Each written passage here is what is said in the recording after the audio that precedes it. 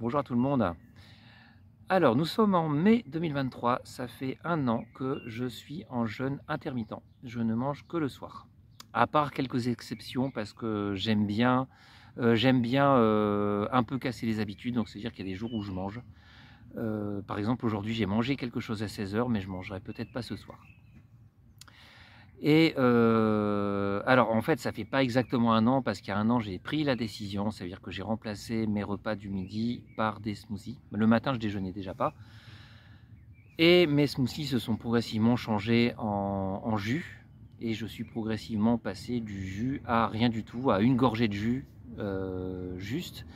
Ensuite, il était impératif de faire une sieste, c'est-à-dire que midi, je m'effondrais. Il fallait absolument que je m'allonge. Et après, j'étais frais et dispo. Ça veut dire que ça cassait la journée en deux. Et depuis quelques mois, je n'ai même plus besoin de dormir. Alors, je fais quand même des siestes quand j'ai l'occasion, mais c'est moins une obligation. Et je voudrais quand même parler de l'historique. Moi, ça fait 20 ans que je m'intéresse aux jeunes. Je crois que j'ai commencé en 2002, il me semble.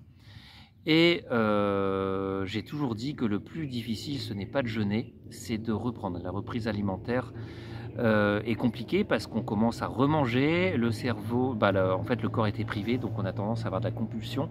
Et vite, beaucoup de déceptions, parce que quand on a arrêté de manger pendant 3 semaines et qu'on commence à manger de manière compulsive, on a juste l'impression d'avoir une enclume au fond de l'estomac et il nous faut plusieurs jours pour digérer. Et de fil en aiguille, j'ai essayé de cultiver à maîtriser ça, sachant que c'était très difficile pour moi. Et c'est pour ça que je me suis mis à l'intermittent. Je me suis dit, je jeûne, je reprends l'alimentation, je jeûne, je reprends l'alimentation. Comme ça, je me forme, je m'habitue à casser le jeûne une fois par jour pour accélérer cette habitude. Et j'avais remarqué aussi que quand je reprenais correctement, ça m'est arrivé de faire des jeûnes de 3 ou 4 semaines, je crois, et je reprenais juste avec une noisette ou une noix de cajou ou un fruit, juste ça par jour, et que je croquais. Et j'avais remarqué que c'était très agréable.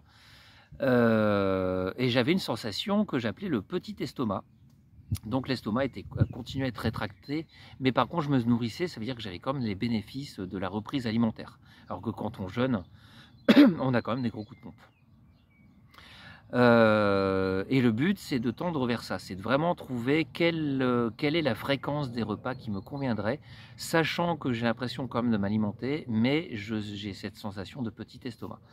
Donc par la suite, le but, ça serait encore d'espacer les repas, et puis voir. Alors là, faut que je m'achète, faut juste que je m'achète une balance pour voir pour vraiment noter ça, parce que pour l'instant, je me pèse pas. Et pour ceux qui connaissent mes vidéos précédentes, je m'intéresse au pranic. Donc le but, ça serait carrément de cesser l'alimentation pendant un certain temps et vérifier si je ne perds pas de poids. Ça, ce serait l'idéal. Mais pour l'instant, je me donne du temps.